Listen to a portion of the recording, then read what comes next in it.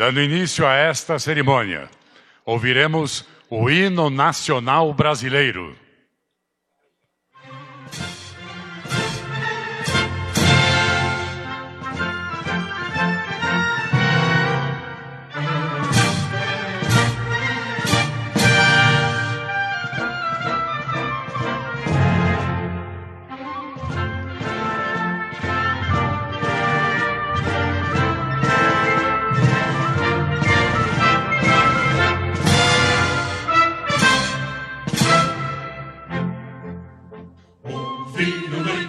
Nas margens plácidas de povo heróico, bravo, retumbante, no sol da liberdade, raios fúlgidos brilham no céu da pátria nesse instante.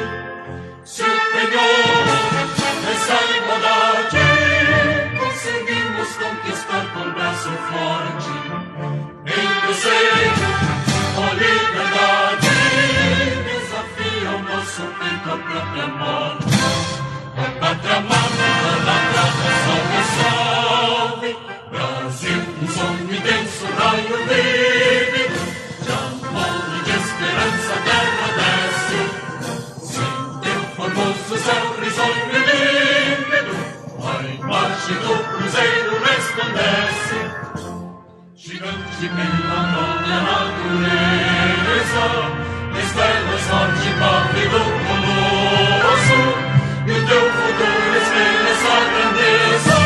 Guerra dourada, entre outras vidas, por trazer a pátria amada, dos filhos deste sol mais gentil, pátria amada, Brasil.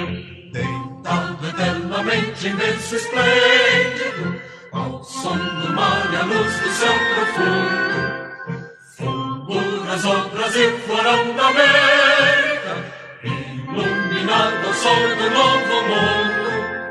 Tu que a terra mais árida, teus risonhos lindos campos têm mais flores, nossos bosques têm mais vida, nossa vida no teu seio mais amor. Pátria amada, idolatrada, salve, salve, Brasil de amor eterno seja símbolo, lá para o teu centas estrelado, que diga o verde louro desta flora, mas no futuro e glória do passado, os chefes da justiça canta forte, verás que o filho teu não foge à luta. Nem tem ninguém te adora a própria morte. Terra dourada, entre outras vilas tem Brasil, a pátria amada, os filhos deste sol mais gentil, pátria amada, Brasil.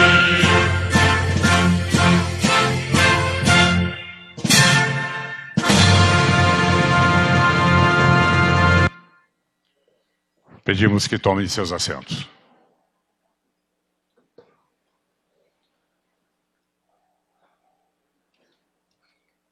Senhoras e senhores, para uso da palavra o ministro de Estado da Cidadania, Onyx Lorenzoni.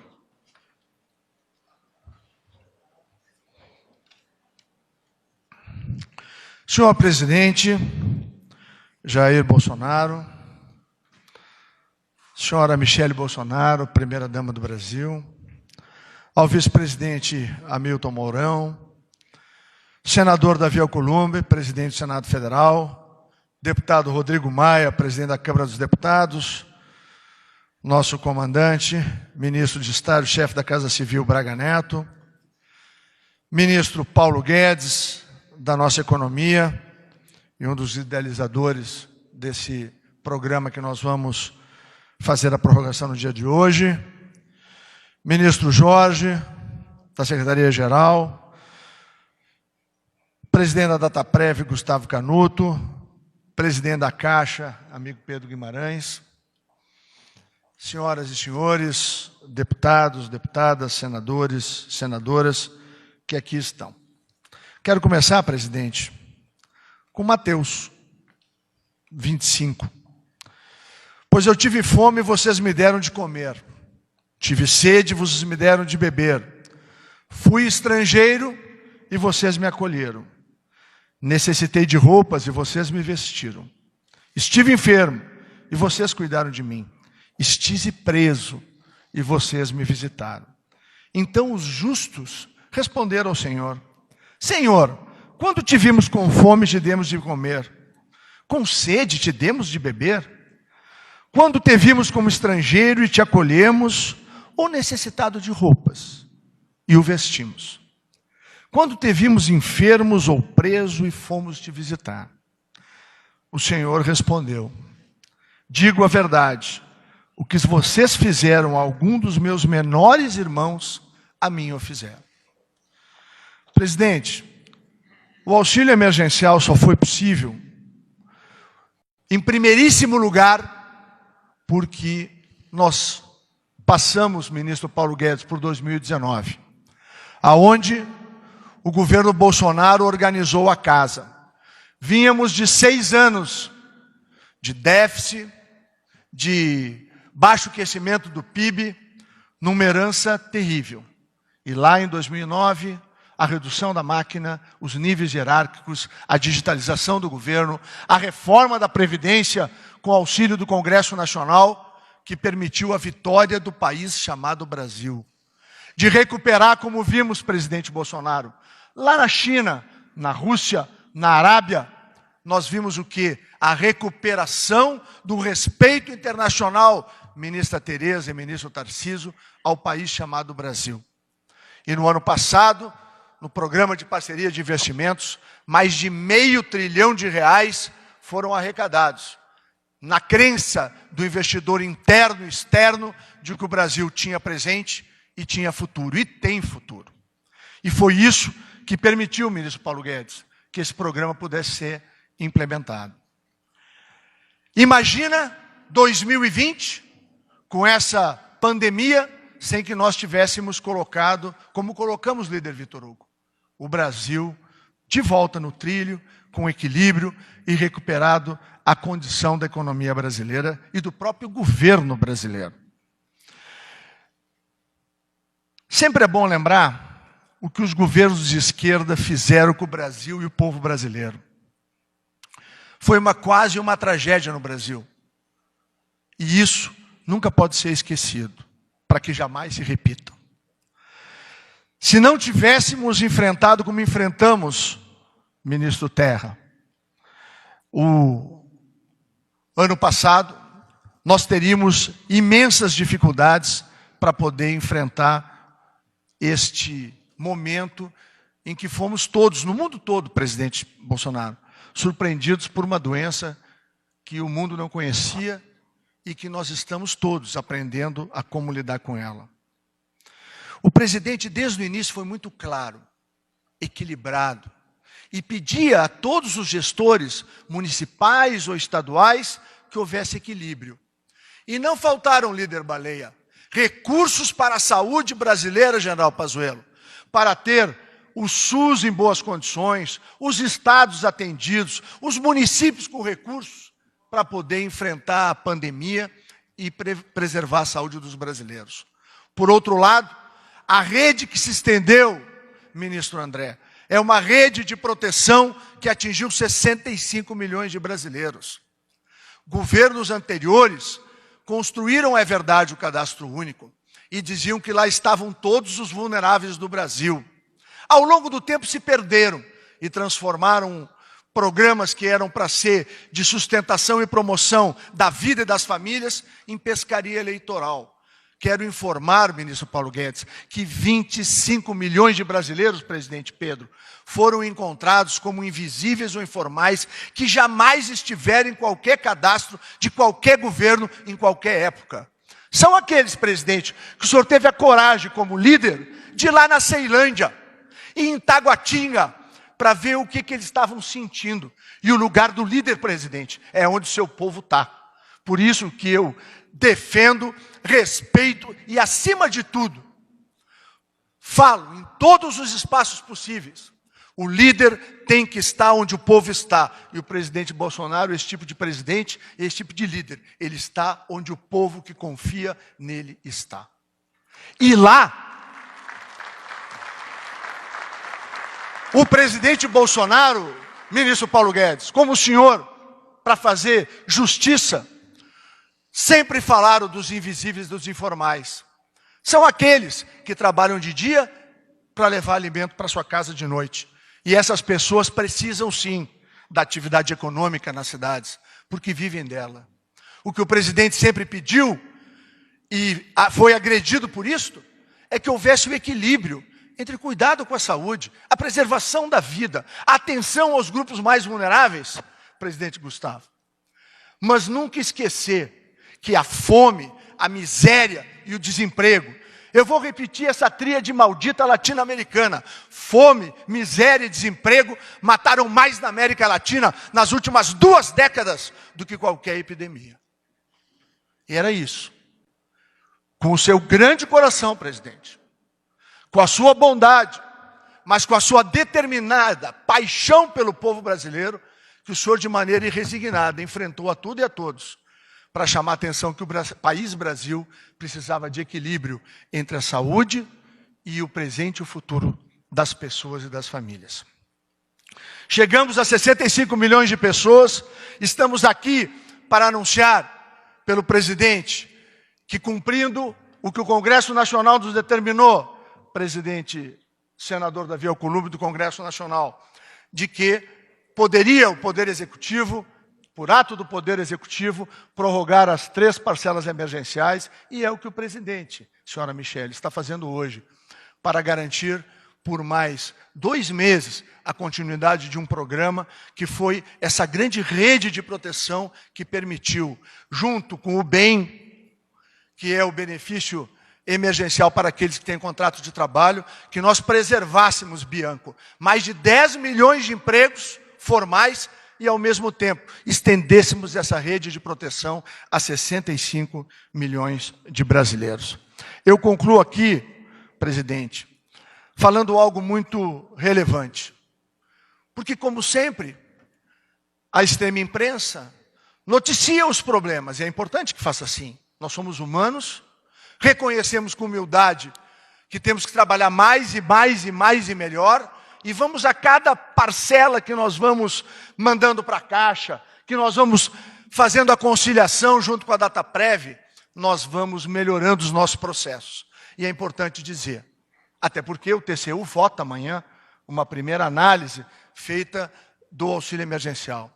A CGU, a Controladoria Geral da União, ministro Wagner, fez uma análise em 30 milhões de benefícios concedidos, encontrou 160 mil desconformidades, que é o grande guarda-chuva, presidente, para a falha, para o erro ou para a fraude. Os americanos, o sistema de pensão americanos, que paga quase 80 milhões de pensões ao mês, eles levaram 3 décadas para construir um sistema que é considerado o mais seguro do mundo, doutor Bianco. E eles aceitam como 0,82 as inconformidades. Pois o número que foi encontrado no pareamento com a nossa CGU foi de 0,5, presidente. O Brasil construiu um case, o presidente Pedro sempre lembra isso, em rapidez, velocidade, alcance e segurança. Temos falhas? Temos sim.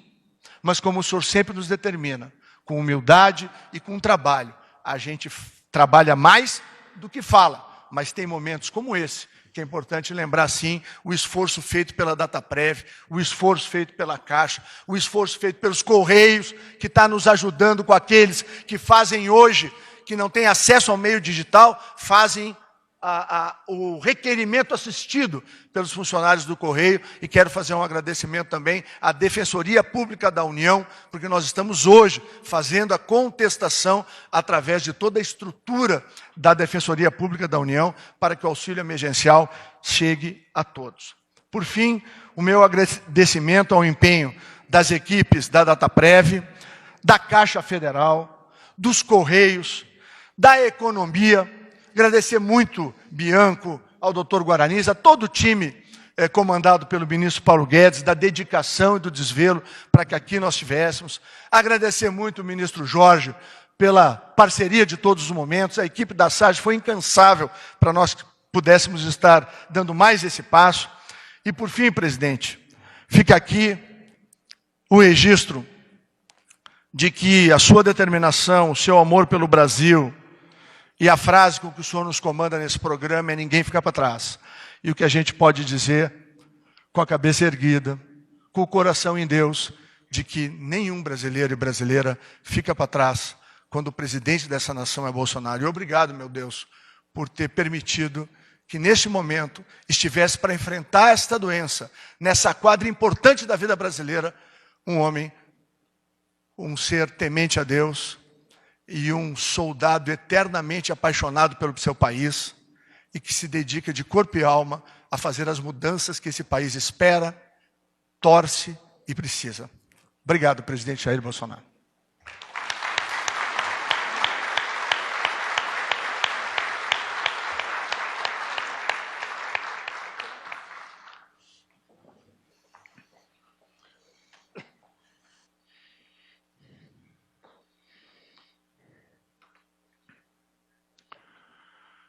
Em seguida, ouviremos as palavras do ministro de Estado da Economia, Paulo Guedes.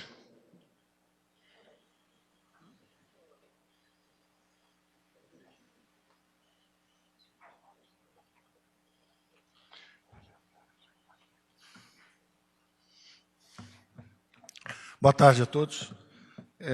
Um agradecimento ao presidente, que, quando disse que nenhum brasileiro podia ficar para trás, especificamente mencionou todos esses brasileiros invisíveis que nós fomos buscar. Então, tanto o presidente quanto a primeira-dama sempre com um coração grande e querendo ajudar os menos favorecidos. Depois um agradecimento também ao presidente da Câmara, presidente do Senado, que nos ajudaram a formular o programa emergencial, a PEC de guerra, primeiro, que possibilitou o avanço dos recursos numa margem constitucional. Quando tomamos conhecimento da pandemia, dia 11 de março, ela foi declarada oficialmente pandemia, soubemos juntos praticamente lá dentro do Congresso, quando um ex-ministro mencionou que o que era uma hipótese era, na verdade, agora um fato. E imediatamente saímos do próprio Congresso naquela noite com 5 bilhões para começar o combate. O próprio Congresso entendeu que um dinheiro que estava objeto de uma disputa política deveria ser já canalizado através do Ministério da Saúde para o combate à pandemia. 2 semanas depois, liberamos 200 bilhões de reais de compulsório, mais 100 bilhões de linhas na Caixa Econômica Federal, 50 bilhões no BNDES, fazendo 350 bilhões, antecipamos benefícios de aposentados e pensionistas, postergamos pagamento de simples, postergamos recolhimento de FGTS e tínhamos atingido praticamente R$500 bilhão em 3, 4 semanas. Quando o Supremo nos deu, o ministro, numa liminar, nos deu um sinal de avanço e depois fomos cobertos juridicamente e entramos no espaço constitucional, graças à PEC de guerra, com o presidente Rodrigo Maia, e depois chancelada também no Senado pelo senador Alcolumbre. E avançamos mais R$500 bilhão, já passamos de R$1 trilhão, somos o país emergente que gastou a média, o dobro da média dos outros emergentes, e 10% acima da média dos avançados. Portanto, demais ministros, vice-presidente Mourão, todos os brasileiros devem saber que nós realmente não podemos ser acusados de omissão, de ficarmos para trás, de não termos nos envolvido no combate. E essas linhas de ataque ao coronavírus envolveram várias iniciativas. A primeira e mais importante, do ponto de vista de proteção dos mais frágeis, foi exatamente esse auxílio emergencial que nós estamos prorrogando nesse momento. Nós entramos no primeiro momento na Câmara, não podíamos dar mais a alguém que tivesse aqui no Sudeste perdido o emprego do que ganhava quem tivesse no Bolsa Família. Então, demos igual, sabendo que, com muita sabedoria, a Câmara ia começar a subir. E subiu, foi até 500, quando então o próprio líder do governo ligou para o presidente, me perguntaram se dava para ir para 600, porque o presidente queria avançar mais ainda. E nós dissemos sim, graças à PEC, que permite que isso saia do teto de gastos e que seja algo emergencial. Então, esse ano, nós realmente avançamos com esses mais 150 bilhões para ajudar os desfavorecidos, os invisíveis. Descobrimos 38 milhões de invisíveis, brasileiros que nunca pediram ajuda ao Estado e estão andando por aí, seja a faxineira, seja o jovem que serve refrigerante ou vende refrigerante na rua, ou a garrafa de água mineral, nos sinais de trânsito aqui tem gente vendendo bala. Não é? São pessoas que nunca precisaram do Estado, lutam diariamente para a sua própria sobrevivência e não estavam cobertos por nenhum programa social. Então, chegamos a 60 milhões de brasileiros, quando somos 20 e poucos milhões do Bolsa Família, com esses quase 40 milhões de invisíveis que descobrimos. Entre esses invisíveis deve ter 8 a 10 milhões de realmente desfavorecidos, e os outros 30 dos 38 milhões são lutadores, são autoempregados, são empregados trabalhadores por conta própria.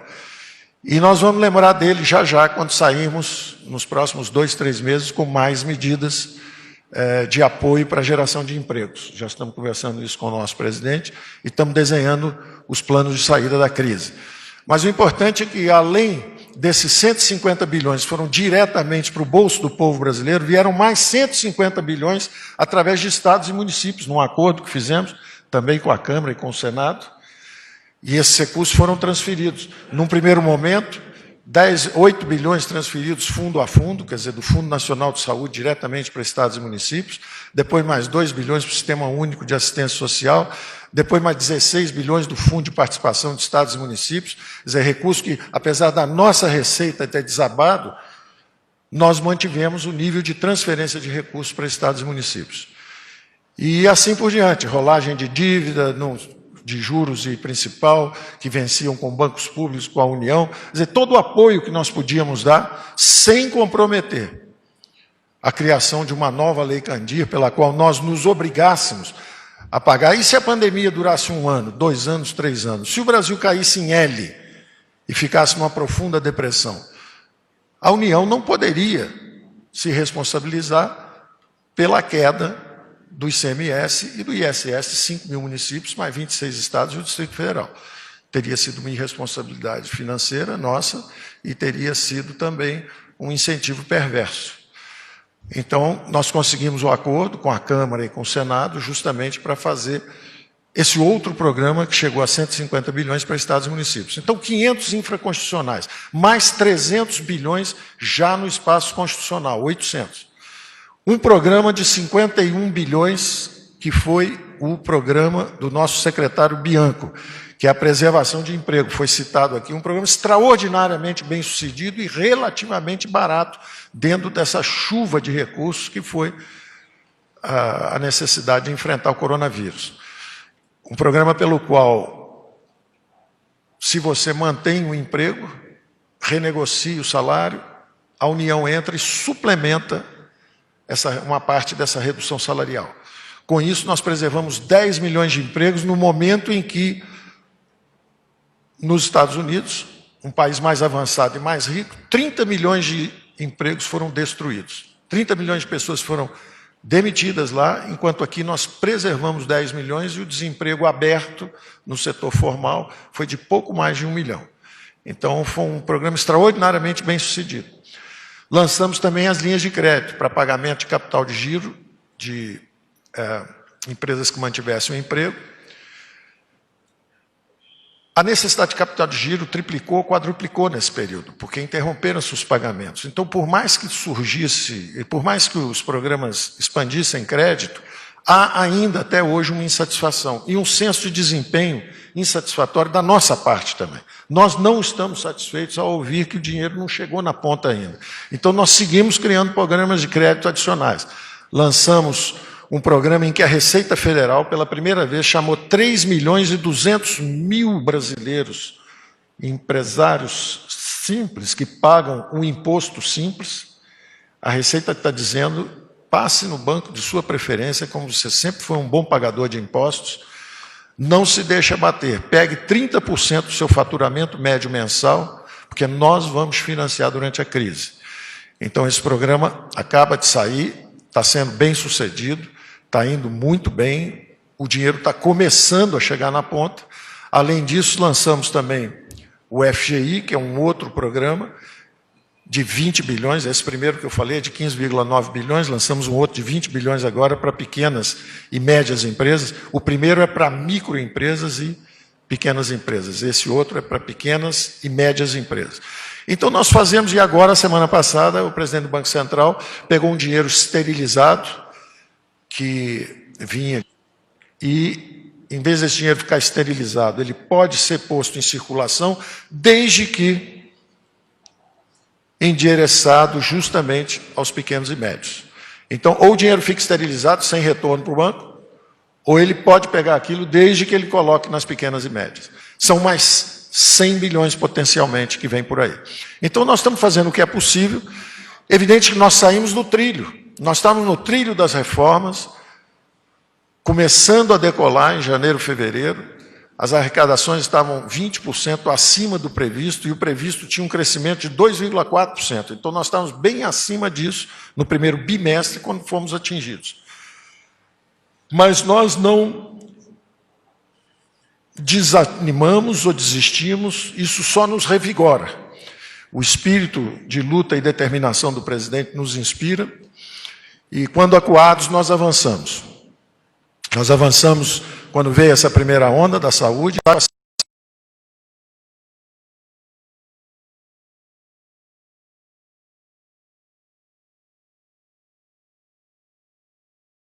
Segundo os recursos públicos em todo.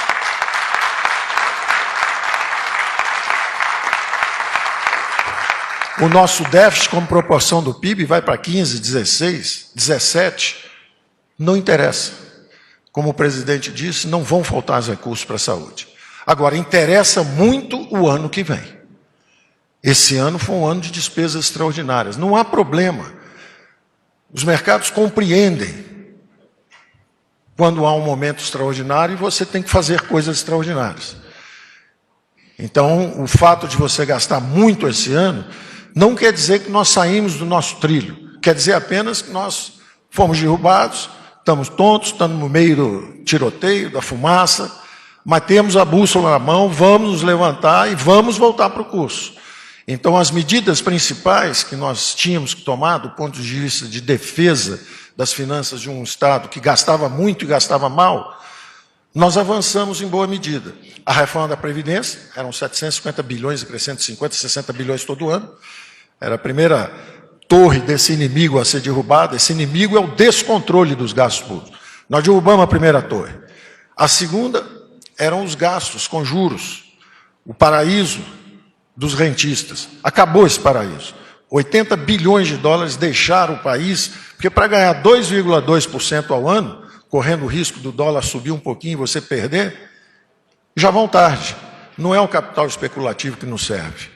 Nós queremos os investimentos diretos, nós queremos recursos que virão para mineração, petróleo, gás natural, cabotagem, e os recursos que virão agora.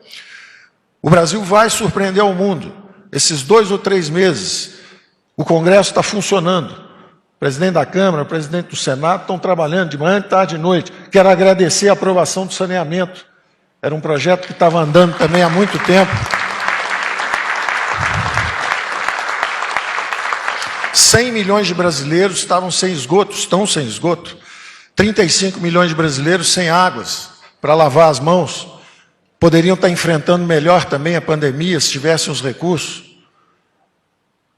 Então, a aprovação, agradecendo novamente ao senador Davi, ao senador Tasso Gereissati, que estava com isso lá, 1 ano atrás começamos a trabalhar juntos.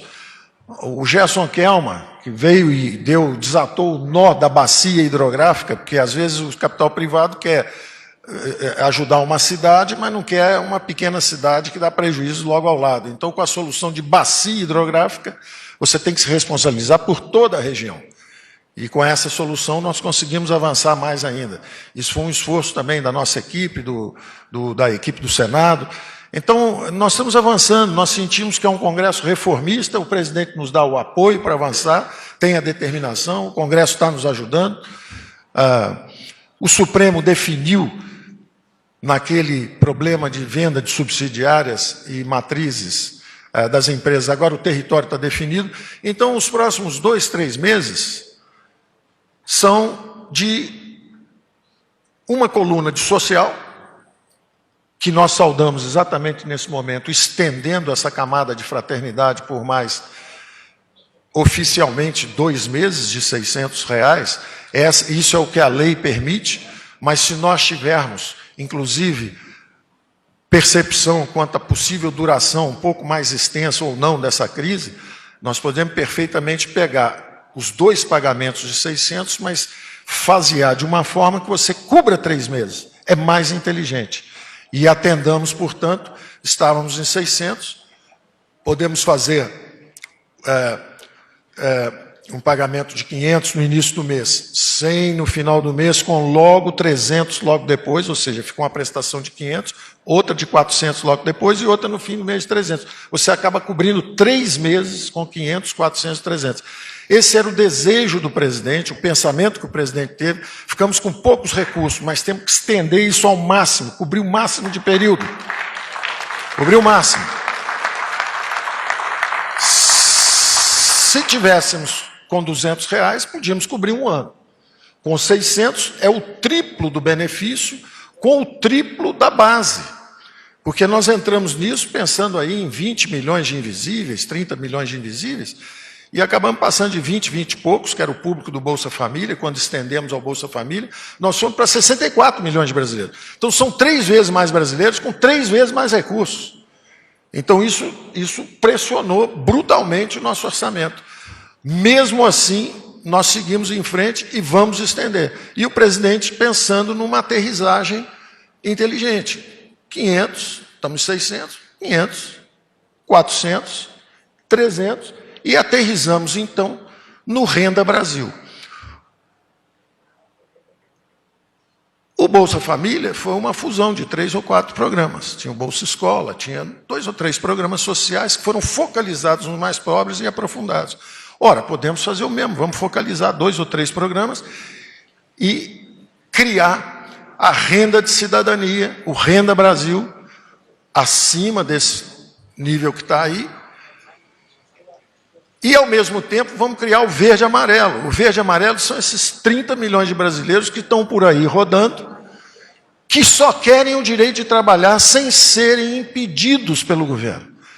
Porque quando você coloca muitos impostos sobre folha de pagamentos, o que acontece é o desemprego em massa.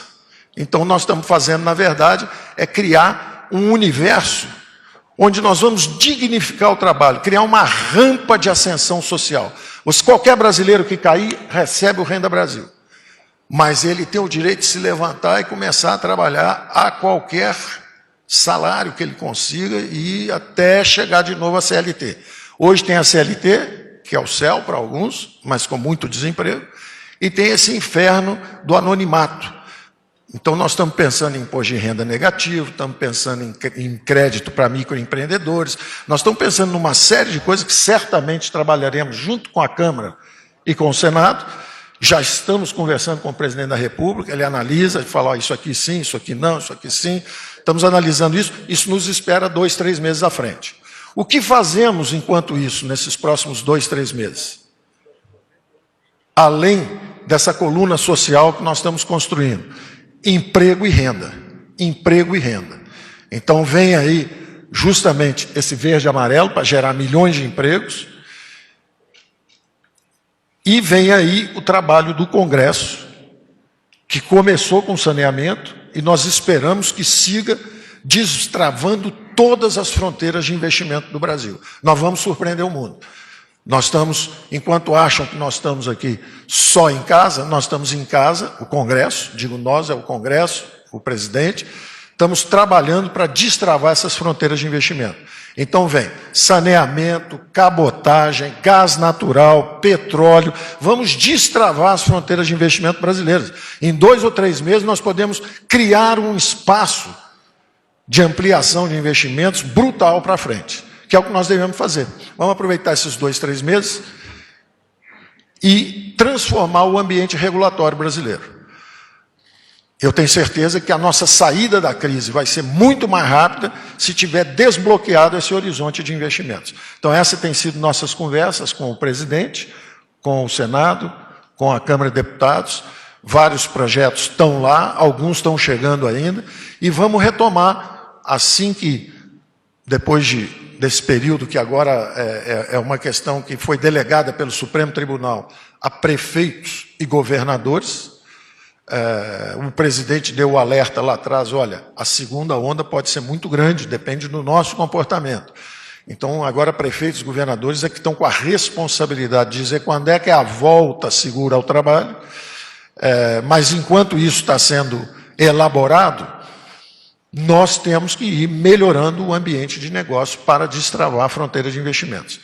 Então, eu acho que em 2 ou 3 meses nós teremos um horizonte bastante claro de se o Brasil vai ficar preso na pandemia e no desemprego e na miséria, como muita gente está dizendo que vai, ou se ele vai sair, como eu acho que vai, mais rápido e surpreendendo outros países que estão gastando menos do que nós gastamos, como percentagem do PIB. Talvez só os americanos tenham gasto mais do que nós, porque são a nação mais forte do mundo. Então, nós nos esforçamos bastante, mas o mais importante é que nós temos o compromisso de, no ano que vem,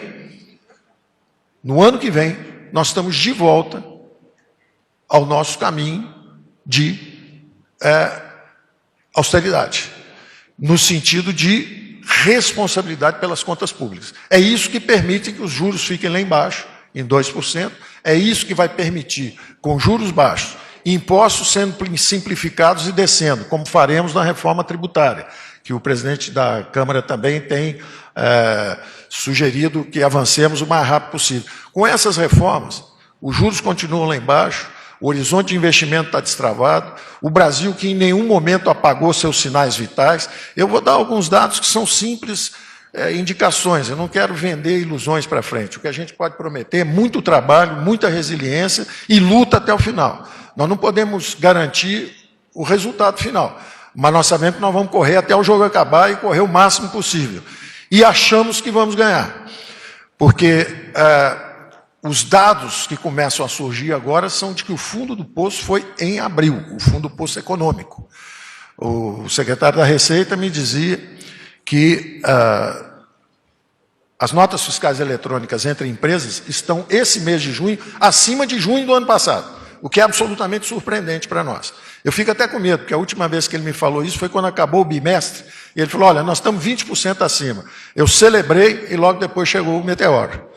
Então, quando ele chegou ontem, ele falou, está indo muito bem. Eu falei, não fala mais nada não, deixa, vamos esperar, porque eu fico com medo de ser boa demais a notícia. Da mesma forma, me dizia o ministro Bento que o consumo de energia está só 4% abaixo do mesmo mês do ano passado, certo, ministro? Então, são anedóticos ainda, um sinal aqui, um sinal ali, mas mostrando que o Brasil está com os sinais vitais ligados. A super safra da ministra Tereza, o trânsito livre nas estradas do ministro Tarcísio, a safra chegou, a comida está lá, os brasileiros têm os recursos, a massa salarial brasileira subiu, isso é algo que nós podemos falar, presidente. Desabaram as atividades, 38 milhões de pessoas foram para casa recebendo auxílio emergencial, mas a massa salarial subiu. Então, apesar da queda nos salários, apesar da queda no emprego, o auxílio emergencial foi tão potente que a massa salarial subiu. Ou seja, o Brasil está respirando, está só hibernando, é o urso hibernando. Quando ele sair, vai sair para caçar de novo, vai sair forte. Então não podemos desanimar, vamos manter o ritmo de trabalho, vamos acelerar as reformas, o que era necessário fazer antes. Ficou mais urgente ainda, como saída da crise. Então eu agradeço a todos, vamos manter a saúde de todo mundo, mas vamos manter a energia vital também, porque o Brasil vai atravessar as duas ondas. Obrigado.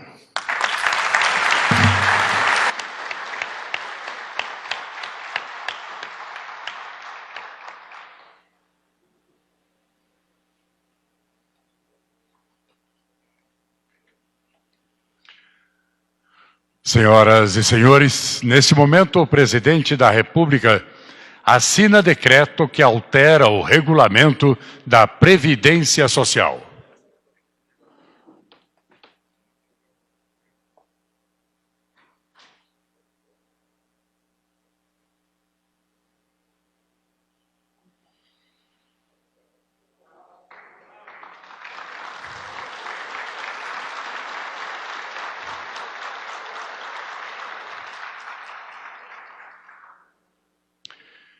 E o decreto que prorroga o período de pagamento do auxílio emergencial.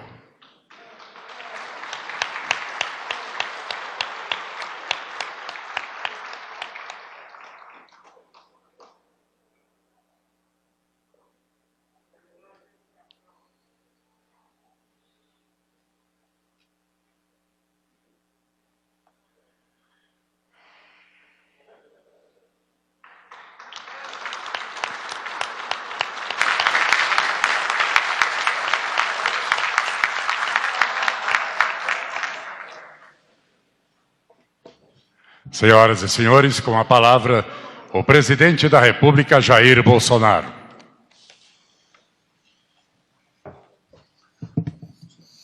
Um trio de peso.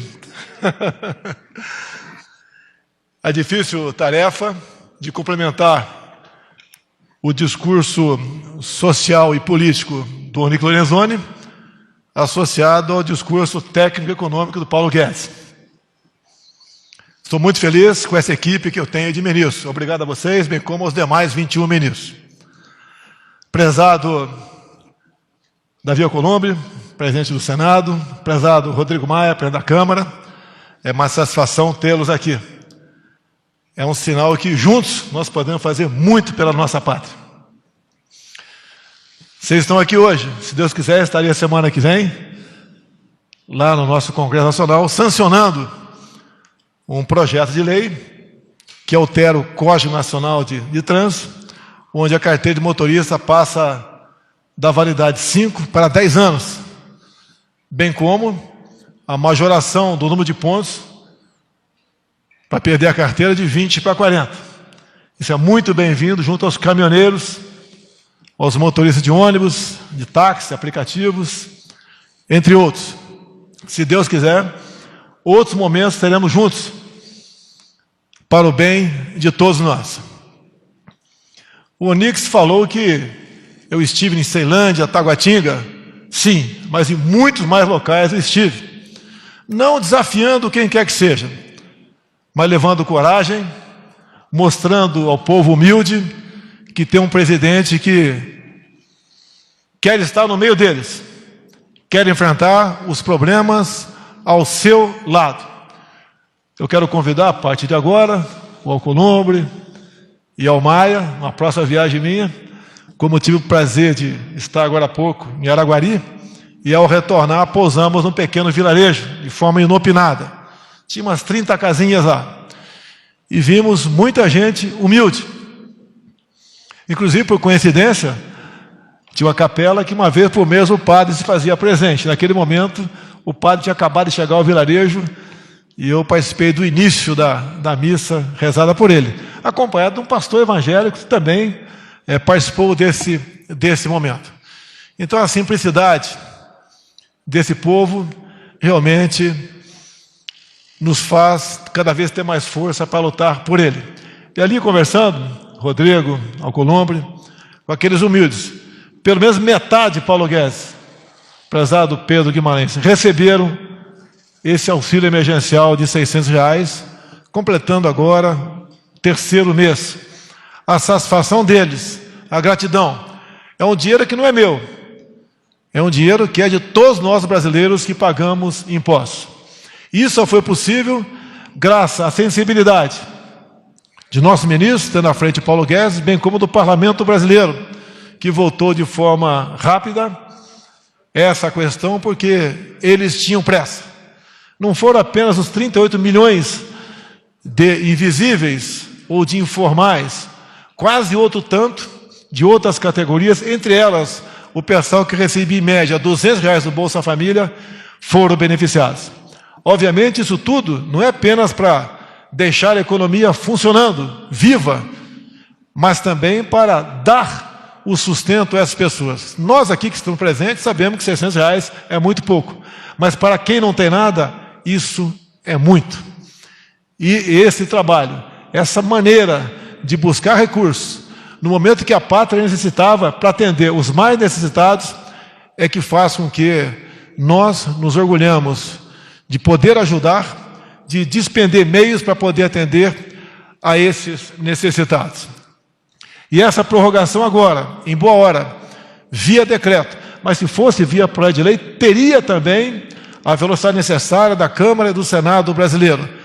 Como Paulo Guedes disse, que são mais 2 prestações, e nós esperamos que ao final dela a economia já esteja reagindo para que nós voltemos à normalidade o mais rapidamente possível, obviamente, sempre tomando cuidado com o bem maior de todos nós, que é a nossa vida.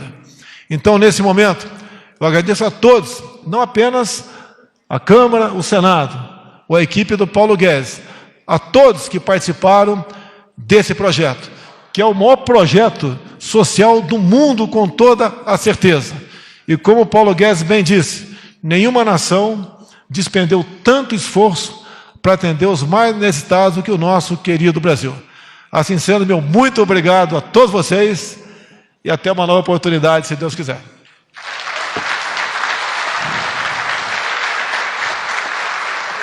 Está encerrada esta cerimônia.